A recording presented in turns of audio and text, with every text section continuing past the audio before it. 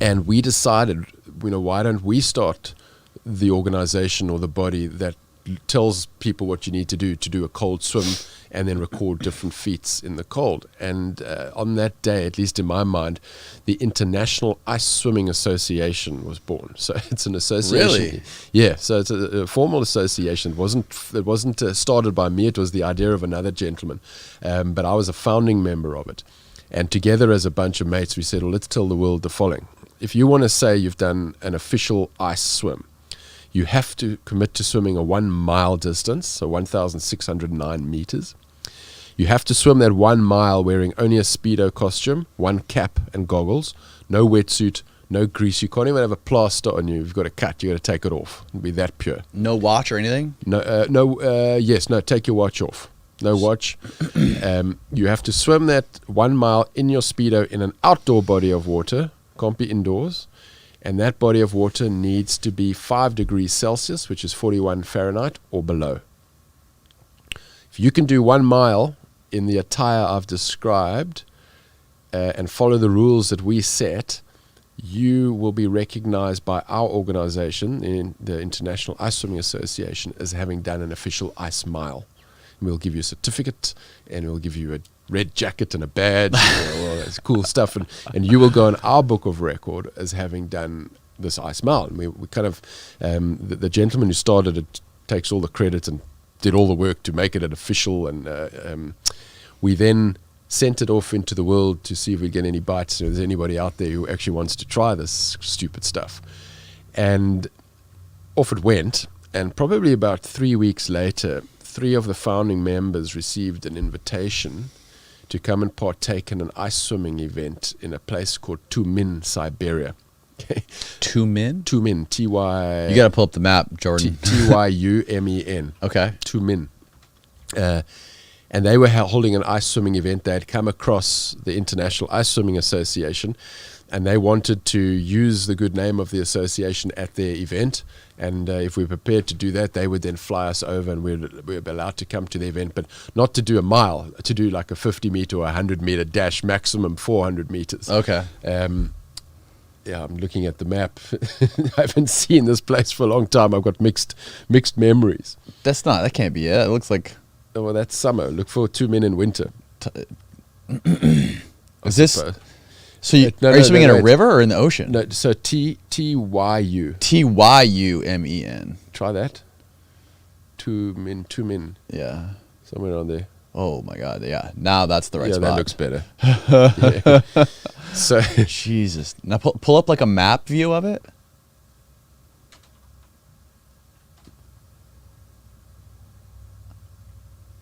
So there, yeah, quite far north in Russia. Okay. The northern tip. Yeah.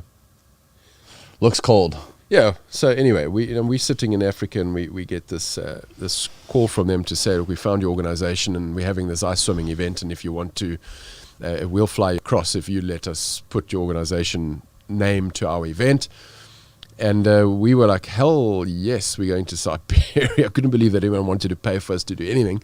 And we were equally unanimous, though, that we're not going from Cape Town all the way to Siberia to swim a short distance, a 50-meter or 100-meter dash, which is what they were saying we could do. We were going to come there and swim a mile.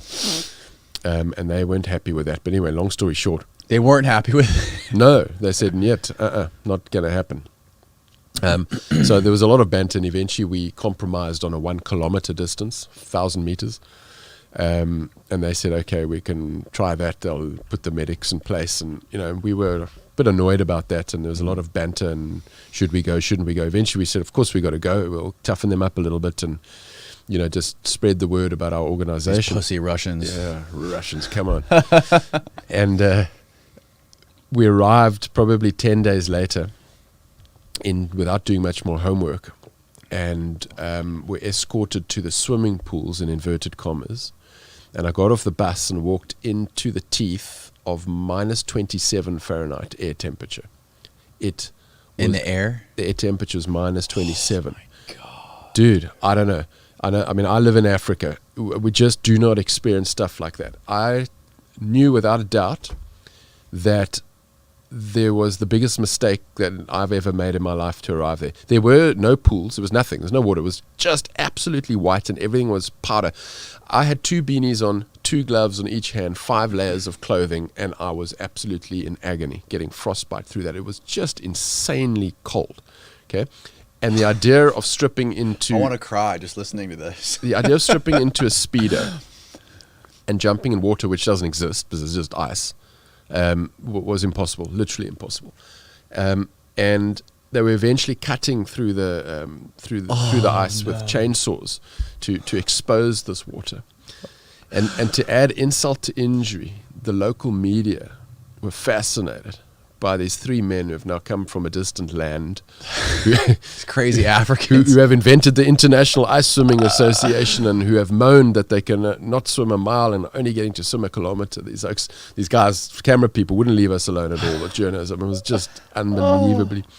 And I'll never forget a very pivotal moment in my life, in fact, in the story, and I include this in the keynote and in my book, was when we broke away from the cameras and the media, and 3 of us that had gone to Siberia from South Africa, we went and sat in the little sauna that was provided at this event, a little wooden hut, and we barricaded the door closed from the inside. So sitting in a sauna, which was boiling hot, 5 layers of clothing, barricaded the door, and there was no of the usual testosterone-y kind of banter that we get off on. You know, it was just wide eyes, and we could only think of like, how the hell do we get out of Dodge? I mean, this is just insane. We'll pay back the money, but fuck this, I'm out of here. And I honestly believed outside that door, if I took off one of my gloves, that, you know, my fingers would fall off. It was that brutal. And it's a fascinating 24-hour mental journey that I went on in Siberia that took me from absolute certainty that it was suicide, 24 hours later standing on the edge of this pool of death that they'd now cut out with the chainsaws, getting ready to swim a kilometer in minus 33 or minus 27 Fahrenheit, minus 33 Celsius. And yeah, it was absolutely excruciatingly brutal, but I survived it and got all the frostbite to prove it, and taught me some unbelievable lessons. How the hell did you swim that far? They weren't able to. They cut that distance out with the chainsaws? I'm going to show you the videos. Siberia was, the early days. So this ice swimming thing has caught on a lot. And we also learned a lot from our Russian friends as well, who obviously are far more used to this environment. But the distance that we did that day, the kilometer, was way, way more than most would ever consider doing. And that's what kind of put us a little bit on the map and taught us a lot about what... we were able to bear, and that's where that was kind of the benchmark to take it a little bit further.